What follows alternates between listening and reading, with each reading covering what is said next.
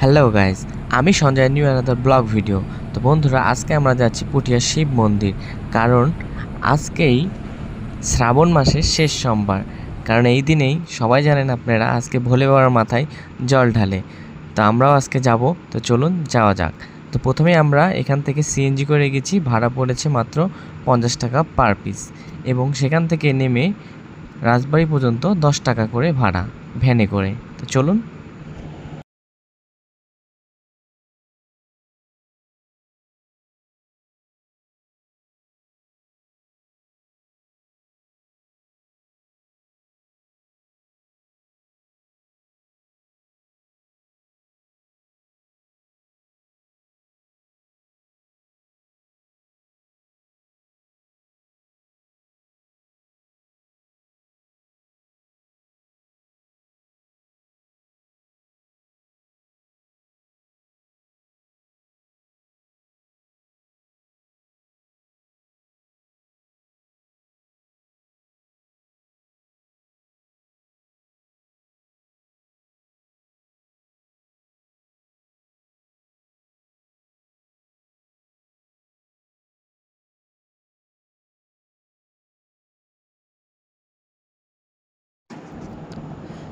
বন্ধুরা, আমরা সিএনজি থেকে নেমে গেছি।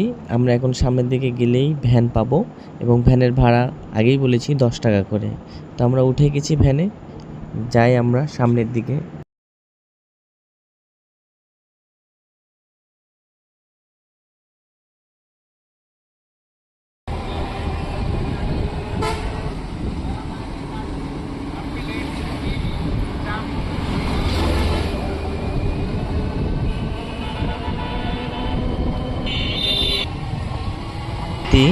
পুঠিয়া থানা,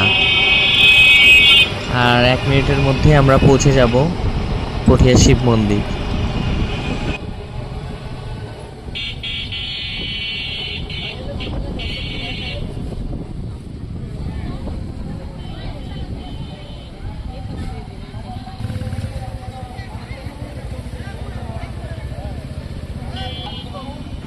বন্ধুরা, আমরা ইতিমধ্যেই চলে এসেছি। রাস্তার ধার থেকে দেখা যাচ্ছে শিব মন্দিরটি। এখানে অনেকজন স্নান করছে বাবার মাথায় জল ঢালার জন্য। স্নান করে তারপরে পুজো দিবে।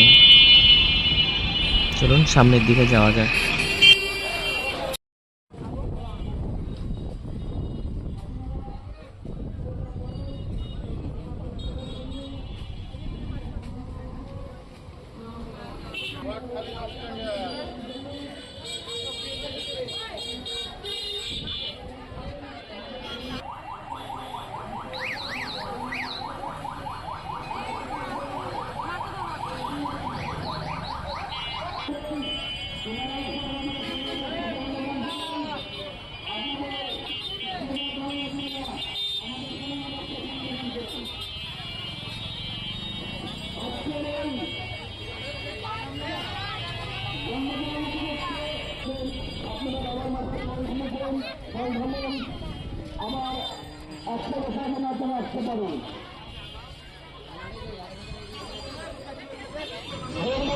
বন্ধুরা, অনেক মানুষ আছে, বাট আমরা একটু দেরি করে এসেছি।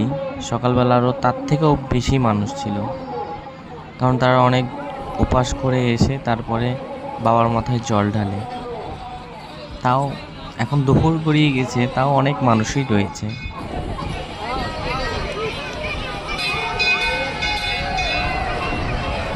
আকাশে হালকা হালকা মেঘ আছে।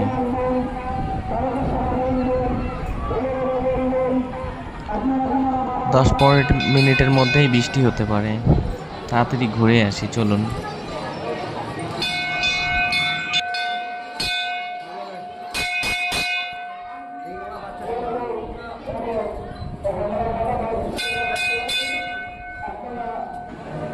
হর হর মহাদেব।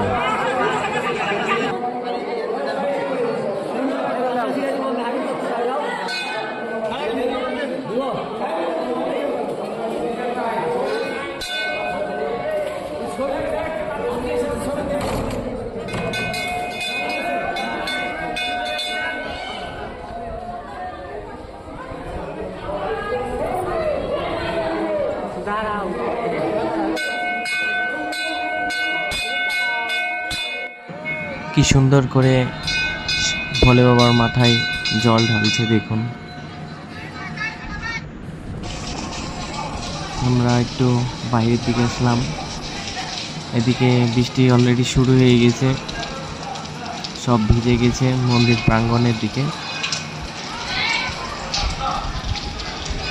সব মানুষ মন্দিরের ভিতরের দিকে রয়েছে,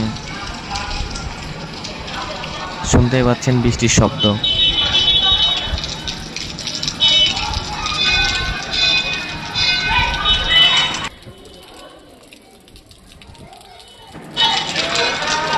রাজশাহীর পুঠিয়ায় অবস্থিত বড় শিব মন্দির বা ভুবনেশ্বর মন্দির হল বাংলাদেশের সবচেয়ে বড় শিব মন্দির। পুঠিয়ায় পাঁচআনি জমিদার রানী ভুবনময়ী দেবী 1823 সালে এর নির্মাণ কাজ শুরু করেন এবং 1830 সালে এটি সম্পন্ন হয়। তৎকালীন সময়ে এই রাজকীয় মন্দিরটি নির্মাণ করতে প্রায় 3 লাখ টাকা খরচ হয়েছিল। পুঠিয়া পরিবারের তত্ত্বাবধানে এই রানী ভুবনময়ী দেবীর উদ্যোগেই মন্দিরটি নির্মিত হয়। রানী ভুবনময়ী দেবীর নামানুসারে একে অনেক সময় ভুবনেশ্বর মন্দিরও বলা হয়। নির্মাণ কাজ শেষ হতে প্রায় 7 বছর সময় লেগেছিল। এটি চমৎকার পঞ্চরত্ন। মূল মন্দিরের 4 কোণায় 17টি করে ছোট চূড়া এবং বড় কেন্দ্রীয় চূড়ায় 108টি ছোট উচ্চ রয়েছে। মন্দিরের ভেতরে বাংলাদেশের অন্যতম বৃহৎ কালো কোষ্ঠী পাথরের শিবলিঙ্গ স্থাপিত রয়েছে। এর স্থাপিতের উত্তর ভারতীয় নাগারা শৈলীর সাথে বাঙালি ঐতিহ্যের সুন্দর মিশ্রণ দেখা যায়।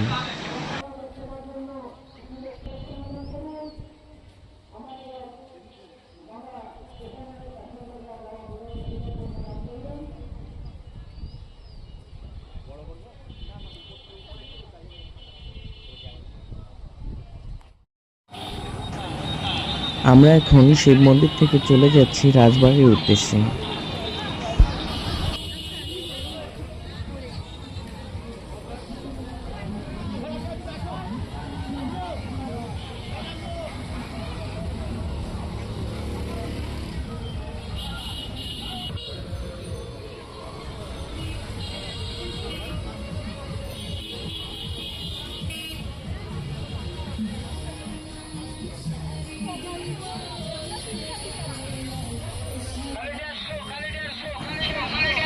এই সেই রাজবাড়ি বন্ধুরা।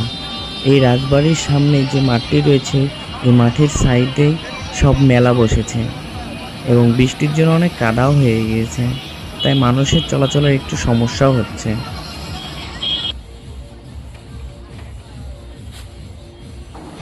পুঠিয়া রাজবাড়ি এই পাঁচআনি জমিদার বাড়ির মুঘল আমলে সপ্তদশ শতকে প্রতিষ্ঠিত হয়। বর্তমান রাজবাড়ির ভবনটি 1895 সালে মহারানী হেমন্ত কুমারী দেবী তার শাশুড়ির স্মৃতির উদ্দেশ্যে নির্মাণ করেন। এটি ইন্দো সারাসৈনিক স্থাপত্য শৈলীর এক অপূর্ব নিদর্শন, যা রাজশাহী শহর থেকে 30 কিলোমিটার পূর্বে অবস্থিত। এটি 1744 সালে জমিদার 4 ভাগে বিভক্ত হয়। এর মধ্যে পাঁচআনি 5 আনা অংশটি সবচেয়ে বেশি শক্তিশালী এবং বিখ্যাত হয়ে ওঠে। এই রাজবংশের প্রতিষ্ঠাতা লস্কর খান ও নীলাম্বর রায় মুঘল যুগে এই অঞ্চলে তাদের শাসন প্রশাসনিক কাজ পরিচালনা করতেন। বন্ধুরা, আমরা এখন প্রবেশ করছি বড় গোবিন্দ মন্দির। এখানেও অনেক মানুষজন রয়েছে এবং ভক্তবৃন্দও রয়েছে, আর এখানে প্রসাদ খাওয়ানো হচ্ছে। আমরাও একটু খেয়ে নেব প্রসাদ। প্রসাদ কি আর ছাড়া যায়?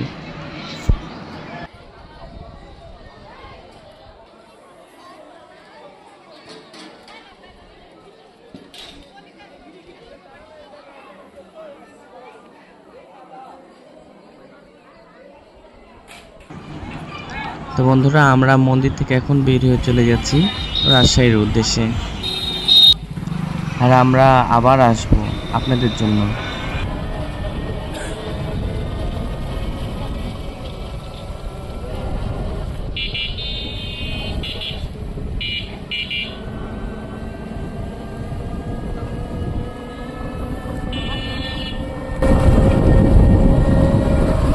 আমাদের পুঠিয়া ঘোরা শেষ, আমরা এখন চলে যাচ্ছি নিজ গন্তব্যস্থলে। এখানেই শেষ করলাম, ধন্যবাদ।